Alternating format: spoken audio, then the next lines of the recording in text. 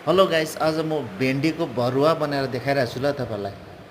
एउटा भेन्डीलाई दुईटा बिचमा काटेर यसरी दुईटा बिचमा काटेर चाहिँ जम्मा चारवटा बनाउनुपर्छ।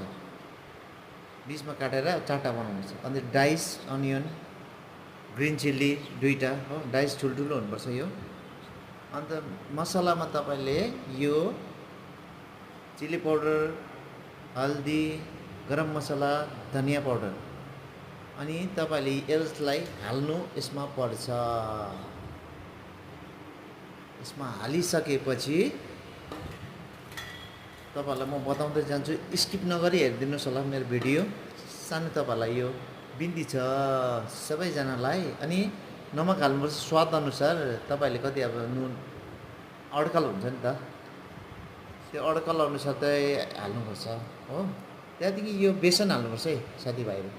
बेसन अब भेन्डी हेरेर अनुसार हुन्छ। तपाईँहरूले कति अब मनपर्नेले 4-5 चम्ची हाल्दा पनि भयो, म त 2 चम्ची मात्रै हाल्छु। अनि ओइल तपाईँले यो 3 चम्ची 4 चम्ची चाहिँ ओइल यसमा मिक्स गर्नुपर्छ। त्यसपछि यसलाई हल्का हातले चाहिँ पुरा मिक्स गर्नुपर्छ यसरी। यति भयो मिक्स गरेर अब कराई राख्नुहोस्, ग्रिन चिल्ली हाल्नुहोस्। त्यसपछि तपाईँले अघि डाइस काटेको अनियन हाल्नुहोस्।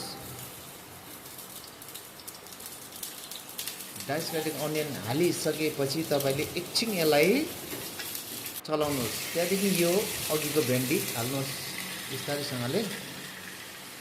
त्यसपछि तपाईँले यसलाई हल्का मिक्स गर्नुहोस्। त्यहाँदेखि यसलाई तपाईँले थोरै ढाकेर अलिकति चाहिँ खुला राखेर चाहिँ तपाईँले मिडियम फ्लेममा चाहिँ यसलाई 40 मिनट पकाइदिनुहोस्।